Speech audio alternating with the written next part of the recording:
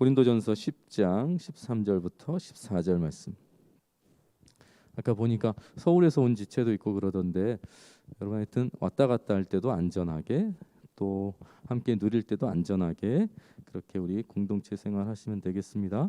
고린도전서 10장 13절부터 14절.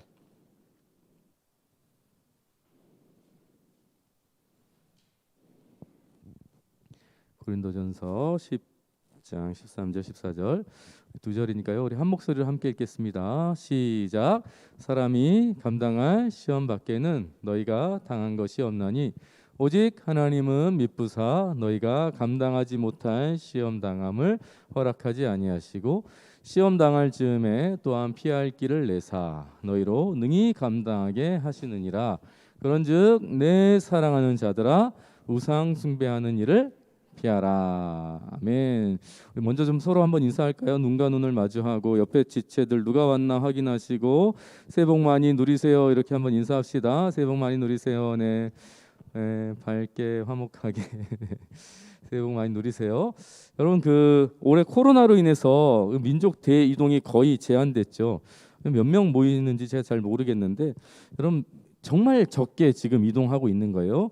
그런데 원래라고 한다면 인구의 절반 이상이 이 명절 때에 대이동을 합니다. 대이동을 해요.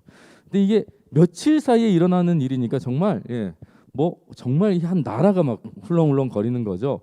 우리나라만 그런 게 아니라 또 한 나라가 그래요. 어딜 것 같아요? 이제 중국도 그래요. 중국도 그래요. 그래서 세계에서 찾아볼 수 없는 아주 기이한 현상이라고 해요. 우리야 뭐 자연스럽지만 이게 아주 특별한 현상이라고 하는데, 여러분 사랑하는 부모님을 찾아뵙고 친척을 찾아뵙고 인사하는 건 너무 좋은 일이잖아요. 그런데 우리가 민족 대이동을 하는 아주 중요한 이유 중에 하나가 뭔지 아세요? 그래요, 맞아요. 차례와 제사를 드리기 위해서 이 대이동을 해요. 중국도 마찬가지고 우리나라도 마찬가지예요. 그럼 혹시 집에 우리 집에 아니면 우리 집에서 큰 집, 뭐 작은 집 할 것 없이 차례상이 차려지는 집도 있어요? 우리 집에서 차례상이 차려지는 집 있어요? 그래요? 그래요? 생각보다 좀 있네요. 또 계시고 선생님도 계시고. 생각보다 없네요. 생각보다 없네. 네, 우리 집에 차례상이 차려지는 분들이 그렇게 많지 않네. 제사를 드리는 가정, 우리 집이 아니라도 제사를 드리는 가정. 예, 그래요. 좀 있죠, 좀 있죠. 여러분 그 제사를 드리는 우리 부모님이나 우리 뭐 고모님이나 누구든지 간에 그분들이 제사를 드리는데 종교가 유교인 분들, 유교다 우리는. 그래서 제사를 드린다 하시는 분들 있어요? 거의 없는 것 같아요. 없는 것 같아요. 그럼 제사를 드리긴 드리는데 종교가 유교가 아닌데 그냥 제사를 드리는 분들이 생각보다 많아요.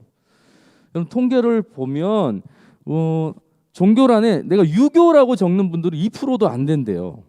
그런데 우리나라에서 제사를 드리는 사람들이 한 70%에서 80% 정도 된대요. 우리 주변에 없어서 그렇지 생각보다 많은 사람들이 차례나 제사를 드려요. 70, 80% 정도가 드린다고 합니다.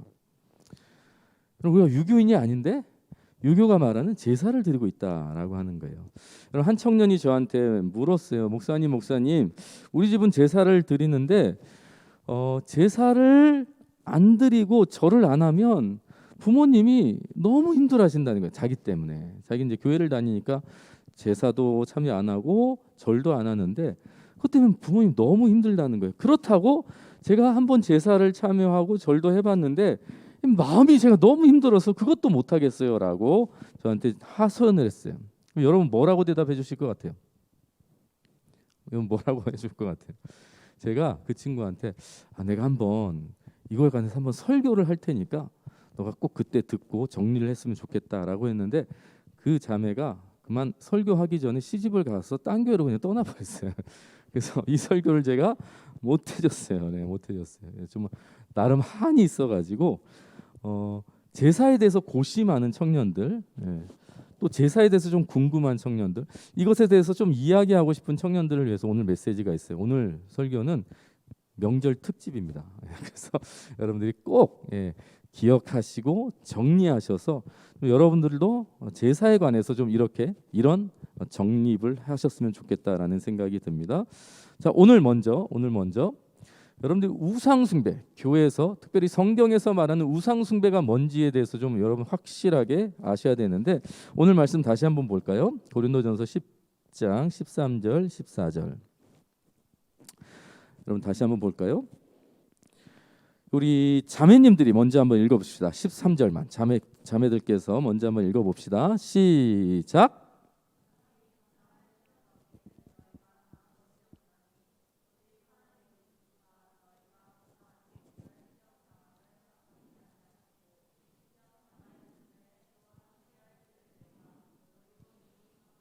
네, 아주 아름답게 읽었어요. 형제들이 멋지게 14절 시작. 네, 진짜 이분들 피하실 것 같아요. 자, 13절에 하나님이 어떤 분이신지에 대해서 설명을 하는 거예요. 13절은 자매들이 읽은 13절은 하나님은 이런 분입니다라고 설명을 해요. 그리고 나서 14절에 그러니까 그런즉 내 사랑하는 자들아 우상 숭배하는 일을 피하라 이렇게 말하고 있는 거예요. 여러분, 하나님은 이런 분이십니다. 그러니까 우상 숭배하는 자리를 피하십시오. 지금 성경이 이렇게 말하고 있는 거죠. 최경수 목사는 A형의 최 씨의 막내의 곱슬입니다. 그러니까 사랑하는 청년들아, 예배 시간에 최 목사 설교할 때 졸지 마, 큰일 난디, 막 이렇게. 여러분 뭔지 아시겠어요? 이런 사람이니까 이런 성품을 가졌으니까 그러니까 이렇게 하라라는 그런 구조예요. 엄마는 참 선하고 귀하고 또 나를 사랑하니까 사랑하는 아들아, 사랑하는 딸아, 비록 맛없는 음식을 줘도 맛있게 먹고 불량식품 같은 거 찾지 마라, 뭐 이런 메시지라고요. 하나님의 성품을 설명한 이후에 그러니까 우상 숭배를 피하라, 하지 말라, 이렇게 말하고 있는 거죠. 여러분 13절에 보면 단어 중에 미쁘다라는 표현이 있어요. 여러분 혹시 미쁘다라고 하는 표현을 잘 안 쓰잖아요. 근데 이 미쁘다는 헬라어로 이 피스티스라고 하는 이 믿다라고 하는 동사에 대한 표현이에요. 그러니까 하나님이 어떤 분이신가, 믿을 만한 분이라는 거예요. 우리가 신뢰할 만한 분이라는 거예요. 의지할 만한 분이라는 거예요. 여러분 그런 거 해보셨죠? 이렇게 등 뒤로 그냥 이렇게 쭉 넘어가면서 이렇게 뒤에서 사람들이 받쳐줄 테니까 그냥 넘어져라. 잘 못 넘어지죠. 그러면서 믿음이 없어서 그래, 막 그런 거 얘기 막 한 적 있었을지도 없나? 예, 그런데 그런 거 있잖아요. 완전히 의지할 수 있는 믿음이라는 것은 그냥 내가 완전히 기댈 수 있는 거예요. 하나님이 그런 분이라는 거예요. 피스티스, 이 미쁘다라고 하는 표현이 그래요. 하나님은 신실하신 분입니다. 성실하십니다. 믿을 만한 분입니다. 그 하나님은 우리에게 감당할 시험밖에 주신 것이 없다. 우리가 충분히 의지할 수 있는 그 하나님은 우리가 시험을 당해도 충분히 감당하게 하시는 분이다. 그러니까 사랑하는 아들아, 딸아, 우상 숭배 피하라라고 하는 거예요.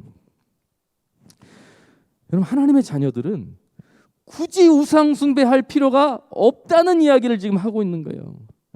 하나님이 너를 도우시고 하나님이 지켜주시고 하나님이 피할 길도 다 주시니까 너희들 굳이 그렇게 구차하게 살지 말라, 이런 의미라고요. 여러분 그러면 반대로 여러분 우리가 우상 숭배하는 이유가 뭘까? 누구를 믿지 못하는 거예요? 하나님을 믿지 못하는 결과예요. 하나님을 신뢰하지 못하니까, 하나님께 온전히 의지하지 못하니까 우상 숭배하는 거예요. 하나님이 도와주지 않을 것 같은 거예요. 하나님이 나를 외면할 것 같은 거야. 이런 사건에 대해서, 이런 상황에 대해서, 이런 형편에 대해서는 하나님이 돕지 않을 거라고 하는 불신이 다른 무언가를 붙잡게 만드는, 그 우상 숭배를 하게 만드는 이유가 된다라는 것입니다. 그럼 우상 숭배는 뭔가? 그럼 하나님 불신. 여러분 하나님 외에 다른 것 붙드는 거 우상 숭배라고 하잖아요. 그럼 조상 숭배 제사도 똑같습니다. 여러분 제사가 왜 우상 숭배인가? 그럼 제사를 드리는 거 왜 우상 숭배인가? 하나님에 대한 불신이에요. 다른 걸 붙잡고 다른 거 의지하려고 하는 인간적인 마음에서 나타나는 거예요. 여러분, 종교학자들이 말하는 종교의 기원이 세 가지거든요. 첫 번째가 뭐냐면 신적 기원설입니다. 여러분, 종교가 그렇게 생겼대요. 인간이 만들어낸 게 아니라 어디선가부터 우리가 모르는 뭔가로부터 만들어진 게 종교다. 두 번째는 뭐냐면 공포설이에요. 인생이라는 게 두려운 거야. 사는 것도 두려운 거예요. 죽음도 두렵고, 그러니까 신을 만들어냈다. 이게 공포설이에요. 또 종교의 기원 세 번째가 뭐냐면 조상 숭배설이라고 하는 게 있어요. 이게 헐버트 스펜서라고 하는 영국의 철학자가 말한 이론인데, 조상 숭배가 종교의 기원이라는 거, 이게 무슨 말이냐면 조상 숭배 제사는 종교다라는 말을 하는 거예요. 종교다. 신을 숭배하는 거다라고 하는 말을 하고 있다라고 하는 거예요. 여러분, 그 행위가 제사라고 하는 것입니다. 오늘 이거 다 확실하게 여러분들이 이해하셔야 돼요. 여러분, 우리가 사람들한테 왜 제사를 드립니까? 라고 물으면 대부분이 뭐라고 하는지 아세요? 미풍양속이라고 해요. 그러니까 이건 종교가 아니라고 말한다고요. 그냥 옛부터 전해 내려오는 아름답고 좋은 풍속, 기풍, 이걸 조상 숭배라고 이야기한다고요. 미풍양속 들어보셨죠? 태영아, 들어봤죠? 미풍양속, 아름다운 풍습이라고 얘기한다고요. 뭐가? 조상 숭배하는 게, 조상 숭배하는 게 아름다운 풍습이래요. 그럼 정말 조상 숭배가 아름다운 풍습인가? 정말 그런가요? 여러분, 저희 할머니가 이렇게 얘기했으면 제가 그런가 보다 그냥 넘어갔을 거예요. 그런데 이 제사, 조상 숭배를 미풍양속이라고 말한 단체가 있는데 천주교에서 그렇게 얘기해요. 천주교에서. 그럼 천주교에서 제사를 미풍양속이라고 합니다. 왜 그럴까요? 사실 천주교인들은 제사를 반대한 것 때문에 18세기 한국에 들어와가지고 엄청난 박해를 받아요. 죽고 핍박받고 맞고, 여러분, 엄청난 핍박을 받아요. 그런데 그 이후에 1971년에 신의 교난이라고 하는 사건 이후에 로마 교황청에서 제사, 조상 숭배는 미풍양속이라고 선포를 해요. 그러니까 그전에는 이 조상 숭배하는 거 하지 말라고, 이거 미신이다라고 반대했다가 엄청난 핍박 속에서 수많은 천주교인들이 죽어가니까 천주교 그 핵심 교황청에서 더 이상 이렇게 놔두면 안 되겠다. 그래서 공포를 하는 거예요. 조상 숭배는 미풍양속이라고요. 이게 무슨 말일까요? 제사가 진짜 미풍양속이어서 미풍양속이라고 말한 게 아니라 정치적인 결정을 한 거예요. 천주교인들을 보호하기 위해서. 여러분, 교황청이, 제가 이거 다 나가는데 굉장히 이제 제가 좀 위험을 무릅쓰고 말하는 얘기예요. 여러분, 천주교에서 1936년에 5월 18일자에 천주교 신자들에게 일본 그 황제 숭배, 신사 참배를 공언해요. 그러니까 신사 참배도 괜찮다라고, 이건 그냥 예의다, 황제에 대한 예의라고 공적으로 선포를 한다고요. 왜 그랬을 것 같아요? 왜요? 이것도 똑같은 원리예요. 그때 당시 2차 세계대전에 일본과 어디죠? 독일과 다 이탈리아 다 거기 한 통속이었잖아요. 같은 팀이었잖아요. 그러니까 같은 팀, 소위 말해서 이제 가호 세워준 거죠. 다 정치적인 결정을 한 거라고요. 실제로 그것이 미신이냐 미풍양속이냐가 아니라 정치적인 결정을 한 거예요. 여러분, 잘 생각해 보세요. 진짜로 조상 숭배가 미풍양속이라고 한다면 이것 때문에 박해해야 돼요, 말아야 돼요? 이것 때문에 박해를 할 이유가 뭐가 있어요? 미풍양속인데. 그거 하면 어때요? 또 안 하면 어때요? 그게 전혀 박해와 아무 상관이 없잖아요. 그걸 반대할 이유가 없어요. 그런데 미풍양속이라고 말해놓고 그것 때문에 죽는 일도 있었고 박해를 받는 일도 있었다는 거예요. 이건 그냥 풍습이 아니라 이거 종교 행위라는 것을 이렇게 드러내고 있는 거죠. 뿐만 아니라 조상 숭배는 효도다라고 말하시는 분들이 많아요. 그렇죠? 효도하는 거예요. 효도하는 게 어르신들에게 특별히 돌아가신 분들한테 효도하는 거다. 종교 행위가 아니다라고 말해요. 그럼 부모에게 효도하고 조상님께 효도하는 거 좋은 일이잖아요. 그러면 물어보겠습니다. 그럼 제사를 안 드리면 불효하는 거예요? 효시 형제? 그럼 이게 효도래요. 조상 숭배가 효도라는 거예요. 그러면 제사를 안 드리면 불효하는 거예요? 이상하죠. 그렇죠? 그런 거 아니에요. 그런 거 아니에요. 여러분 우리나라는 불교 사회였던 고려 시대에서 조상 숭배에 대한 인식이 별로 없었어요. 그런데 조선 시대가 유교 사회가 되면서 이 조상 숭배가 강화된 것뿐이라고요. 여러분 이 유교는 중국에서 넘어온 거죠. 그러면 중국 사람들은 다 효자입니까? 효자의 나라입니까? 아니잖아요. 제사를 드린다고 이게 효를, 그리고 제사를 안 드린다고 그럼 서양 사람들이나 제사를 드릴 수 없는 형편의 사람들은 다 불효자입니까? 그런 거 아니잖아요. 조상 제사를 효라고 생각하는 것 자체가 너무나 편협한 생각이라고 하는 거예요. 그리고 진짜 효는 뭐예요? 부모님이 살아 계실 때 하셔야죠. 돌아가시고 나서서 무슨 효를 시작해요. 그게 조상 숭배가 효라는 게 얼마나 편협한 생각인지. 세 번째, 유교 철학이다, 세계관이다라고 말하시는 분이 있어요. 절대로 조상 숭배는 종교 아닙니다. 이건 세계관입니다. 철학입니다라고 말해요. 여러분 좋은 철학, 좋은 세계관. 그런데 제사의 내용을 보면 절대로 좋은 철학이나 세계관을 담고 있지 않아요. 왜 조상 숭배하는 것이 우상 숭배인가? 지금부터 한 3-4가지만 여러분 이야기해 보겠습니다. 첫 번째가 신종추원이라고 하는 단어예요. 여러분 이게 이 유교 사회에서 특별히 공자가 말한 말인데 이 말은 너무 아름다운 말이에요. 여러분 신종, 추원이라고 하는 것은 신종이 뭘까요? 신종. 요즘 나온 종. 그런 거 아니에요. 마지막 종이거든요. 신은 신중하게 생각하라는 거예요. 그러니까 죽음에 대해서 신중하게 생각하는 거예요. 이게 신종이에요. 추원은 뭐예요? 추모하는데 멀리 있는 사람. 그러니까 돌아가시고 나셔서 좀 오래된, 이 멀다가 이게 오래됐다는 의미거든요. 그러니까 돌아가신 분들에 대해서 추모하고 그리고 죽음에 대해서 신중하게 생각하는 거, 이걸 공자가 말한 거예요. 여러분 이건 너무나 괜찮은 표현이죠.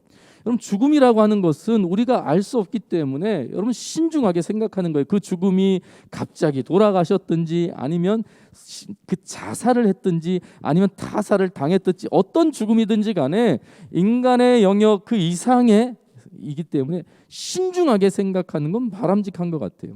그리고 돌아가신 분들에 대해서 추모하는 것. 그럼 사실 성경에서도 그런 거 있잖아요. 아브람 이미 돌아가신 분이고 다윗도 이미 돌아가신 분이고 다 오래된 분들이라고. 그런데 그런 분들에 대해서 성경이 기록하고 특별히 그분들의 삶을 우리에게 전해주는 이유가 뭐예요? 기억하고 기념하고 배울 거 있으면 배워라, 그런 거잖아요. 그럼 이게 신종추원은 나쁜 의도는 아니에요. 그런데 이 신종추원 때문에 제사가 시작됐다고요. 종교 행위가 시작됐어요. 그 두 번째가 4대 봉사입니다. 여러분 제사에 담긴 내용을 자세히 살펴보면 4대 봉사가 있어요. 여러분 이거는 너무너무 중요한데, 여러분 제사가 기본적으로 몇 대까지 우리가 섬기는지 아세요? 몇 대까지 제사를 드리는지 아세요? 안 드려봤으니까 다행히. 몇 대까지? 4대까지예요. 그래서 4대 봉사예요. 4대 봉사.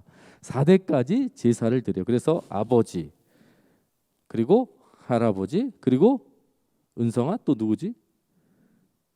증조 할아버지, 그리고 고조 할아버지가 제사를 드린다. 이게 4대 봉사예요. 4대 봉사. 그런데 이 4대 봉사를 왜 4대까지 제사를 드릴까요? 왜 4대까지 제사를 드릴까요? 유교는 내세관이 없는데 한 세대가 30년이래요. 그래서 그냥 4대예요. 120년이에요. 왜 이런 얘기가 나왔냐면 여러분 이제 혼백이라고 있어요. 인간이 혼백이 있다. 우리도 뭐 영혼이 있고 뭐가 있는데 유교도 혼이 있고 백이 있대요. 백이 뭐냐? 몸. 혼은 뭐냐? 보이지 않는 뭐 그 있잖아요. 혼이 어느 순간 인간한테 찾아와서 사람이 된 거. 그래서 혼백은 사람을 뜻하는 거예요. 여러분 우리가 혼백의 영향을 많이 받았어요. 여러분들도 모른 척하지만 사실 혼과 백에 대한 표현들을 꽤 많이 하고 있어요. 우리가 혼비백산할 때 뭐예요? 그게 혼백이에요. 유교의 혼백이에요. 혼이 그리고 백이 백산하는 게 어지럽게 막 이게 사실 어떤 표현이냐면 혼은 놀라면 공중으로 솟구치고 백은 놀라면 옆으로 개걸음을 친다라는 거예요. 그러니까 엄청나게 놀란 상황. 그러니까 인간이 놀라는 상황을 이렇게 표현하고 있는 거. 혼비백산. 사람이 혼과 백이 같이 있으면 살아있는 거고 떨어지면 죽었어요. 그런데 이게 같이 있을 때 놀래키면 혼비백산한다. 이런 표현하는 거예요. 그럼 또 이런 표현도 있어요. 엄마나 아빠가 또 선생님이 말을 안 듣잖아요. 그럼 뭐라고 하죠? 송주자매? 애들이 말을 안 들어. 그럼 뭐라 그래요?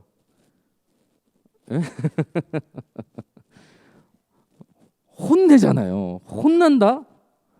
혼날 줄 알아? 우리 그 누가 이런 말을 많이 쓰시는데 형민 형제 어디 계세요?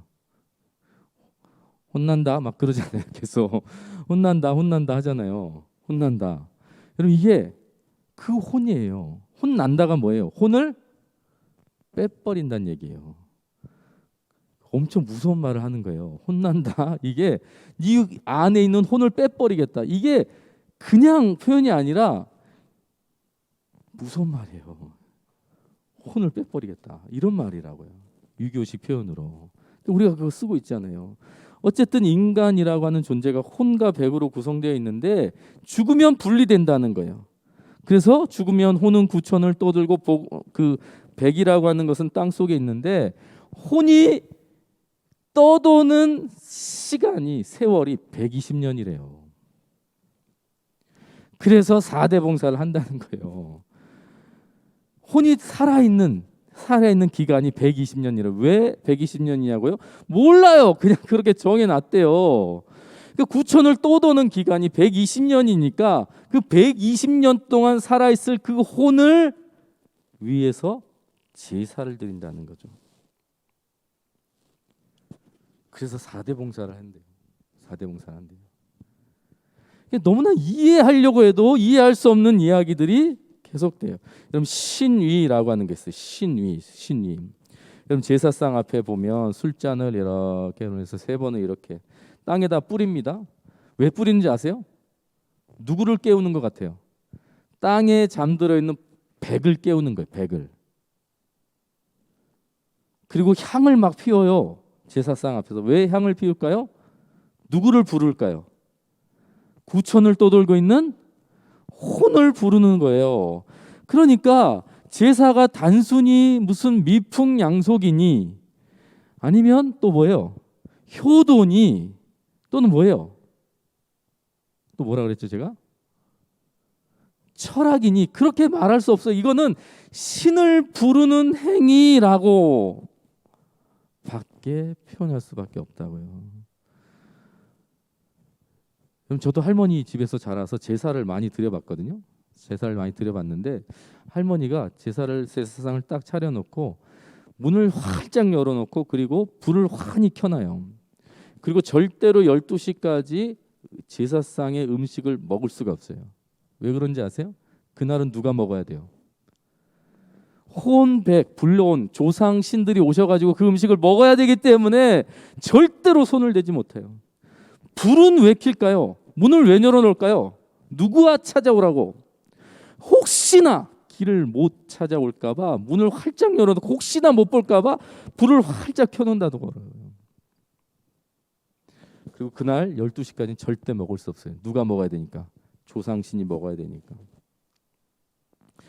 그럼 그 지방이라는 걸 써요. 그 이렇게 뭐 이렇게 여러분 제사상에 보면 맨 끝에 무슨 이렇게 기둥같이 조그만 그 글씨 써놓은 게 있거든요. 거기에 뭐 현고, 학생, 부군신 이런 글씨들을 써놔요. 이게 뭐냐면 돌아가신 분들의 그 제사 받는 사람들이 누군지 설명하는 표현이거든요. 그런데 마지막에는 똑같아요. 신위라고 하는 표현을 써. 신위. 이 신위가 뭐냐면 신은 귀신의 신이고 위는 자리예요.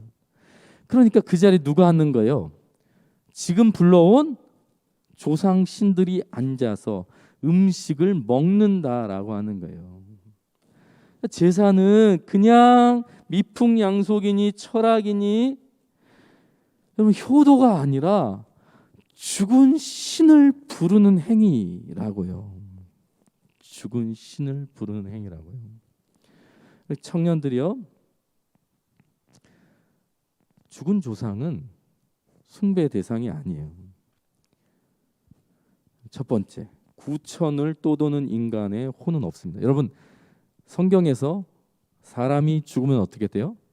예수 믿었으면 천국, 안 믿었으면 지옥. 구천을 헤매고 떠도는 존재는 있다 없다? 없다. 없다. 귀신 있어요 없어요? 성경에 보면 귀신 있어요 없어요? 있잖아요. 그럼 그 귀신의 정체는 뭐예요?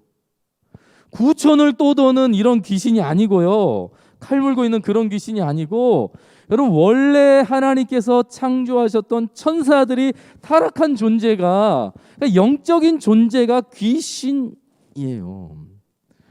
몸으로 드러나지 않는다고요. 그 원래 하나님이 창조했던 그 천사들의 타락한 형태가 마귀이고 악마고 그리고 귀신의 존재라고요. 죽어서 혼이 귀신이 되는 그런 건 없어요. 여러분 사람들의 말을 믿지 마시고 성경을 믿으시기를 축복합니다. 성경의 말을 믿으셔야죠. 성경의 말을 믿으셔야죠. 그럼 죽은 조상은 후손에게 복을 줄 수 없어요. 두 번째. 그럼 죽은 조상이 후손에게 복을 줄 수 없는 이유가 뭐냐? 여러분 세상 사람들이 일이 잘 안 되잖아요. 그러면 아이고야 내가 조상 제사를 잘 못 드려서 그렇다. 아이고야 돌아가신 조상님이 노하셨나 보다. 아 우리가 묘자리를 잘못 써가지고 그러는가 보다. 막 그렇게 말한다고요. 여러분 그런데 구천에서 이렇게 떠돌다가 먹을 거 제대로 주지 않았다고. 후손들이 이 세상을 살아가는 후손들이 자기 먹을 것 제대로 주지 않았다고 해가지고 자기를 그냥 어디 제대로 양지 바른 곳에 묻어주지 않았다고 그것 때문에 화가 나가지고 자손들에게 저주를 퍼붓는 그런 조상이 어디 있어요? 어디 있어요? 그런 심술궂은 그럼 뭐 말도 안 되는 거죠. 말도 안 되는 거죠. 자기 조상 뭐라 그래야죠? 자기 조상이 아니라 자기 사랑하는 자녀들이잖아요. 아니 자녀들이 좀 못해도 그냥 품고 사랑하고 복을 줘도 못할 망정에 그거 못했다고 그거 안 했다고 저주를 내리는 그런 조상신? 말도 안 되는 거죠. 그리고 불을 켜야 찾아오실 수 있고 먹을 걸 차려주시면 또 듣고 있고 막 문을 열어줘야 들어주실 수. 그럼 그런 신이 무슨 복을 주실 수 있겠어요? 말도 안 되는 거죠. 세 번째, 죽은 조상에게 제사 지내는 것은 효도가 아닙니다. 많은 분들이 예수쟁이들을 불효자라고 해요. 제사 안 드린다고, 조상신을 모시지 않는다고 불효자라고 말한다고요. 근데 앞에서도 살펴봤지만 효도는 언제 하는 겁니까? 지금 해야죠. 지금.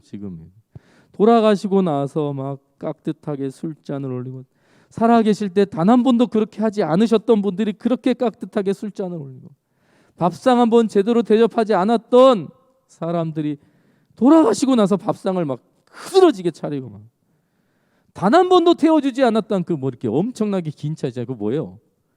롤스로이드야? 뭐예요? 그런 차를 왜 돌아가시고 나서 태우냐고요. 살아 계실 때 하는 게 효죠.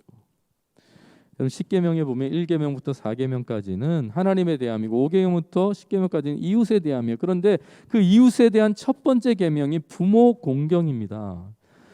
여러분 예수쟁이들은 불효자가 아니에요. 하나님께서 명하셨어요.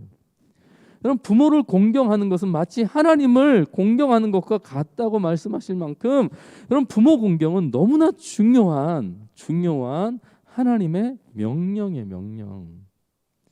그걸 돌아가시고 나서 시작하는 게 아니라 지금 살아 계실 때 하는 거죠.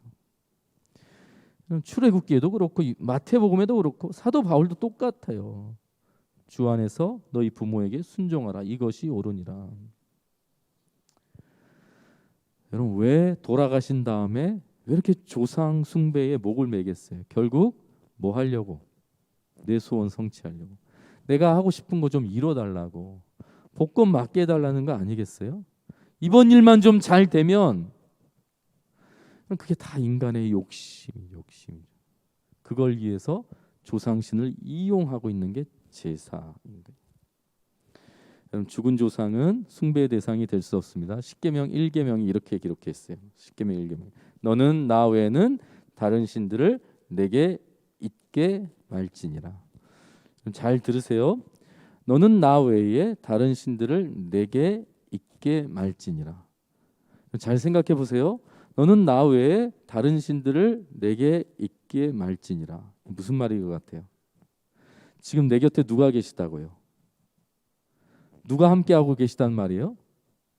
나 외에 다른 거 잊게 하지 말래요. 그러면 누가 계시다는 거예요? 하나님이 함께 하신다는 거예요. 그 자리에 자꾸 딴 것들 갖다 놓지 말라는 거예요. 하나님의 자리, 하나님이 계신 거예요. 하나님이 함께 하신다는 거예요. 다른 신들을 내게 있게 하지 말라. 이미 하나님께서 좌정하고 계신데 그 자리에 자꾸 딴 것들 채워 넣으려고 하지 말라는 거예요. 그렇다고 하나님이 쫓겨나지도 않고 하나님이 버려지지도 않지만 인간의 어리석음이, 하나님 외에 다른 것을 의지하려고 하는 이 인간의 어리석음, 그것 하지 말라는 거예요. 이미 함께 하신 하나님께 의지하라라고 하는 메시지입니다. 여러분, 우리 하나님 어떤 분이신가? 다시 한번 읽을까요? 고린도전서 10장 13절 다시 한번만 읽어봅시다. 시작. 사람이 너희가 당한 것이 없나니 오직 하나님은 미쁘사 너희가 감당하지 못할 시험 당함을 허락하지 아니하시고 시험 당할 즈음에 또한 피할 길을 내사 너희로 그런즉 내 사랑하는 자들아 그런즉 내 사랑하는 자들아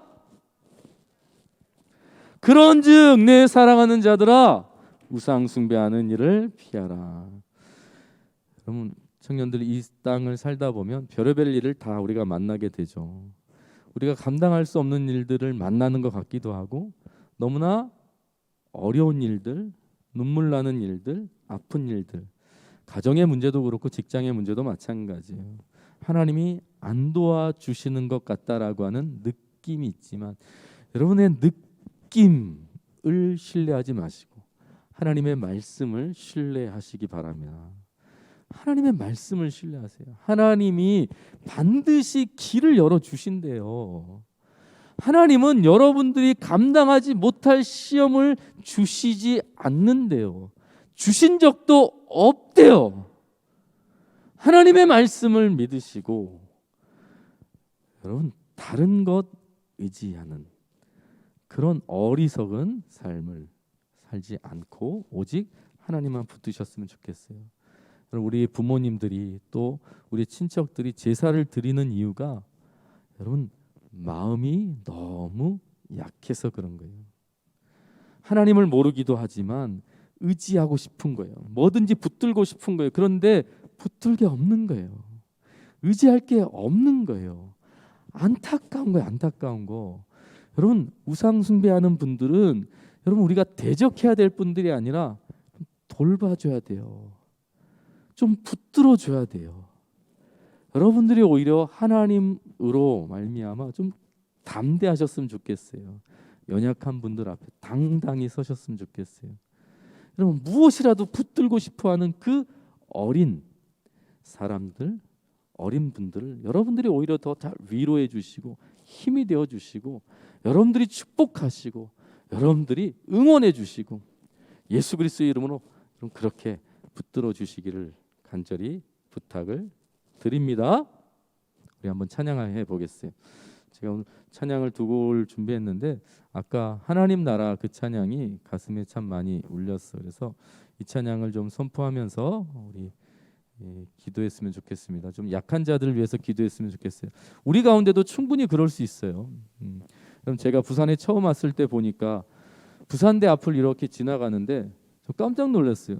청년들이 어디 가게 앞에 줄을 이렇게 막 서 있는 거예요. 그런데 그 가게가 무슨 맛집도 아니고요, 무슨 팬시 가게도 아니고 그 뭐죠? 그 뭐죠? 타로. 그럼 그 시뻘건 청년들이 그 점집 앞에 이렇게 줄을 그냥 얼마나 길게 서 있는지 깜짝 놀랐어요. 약한 거예요.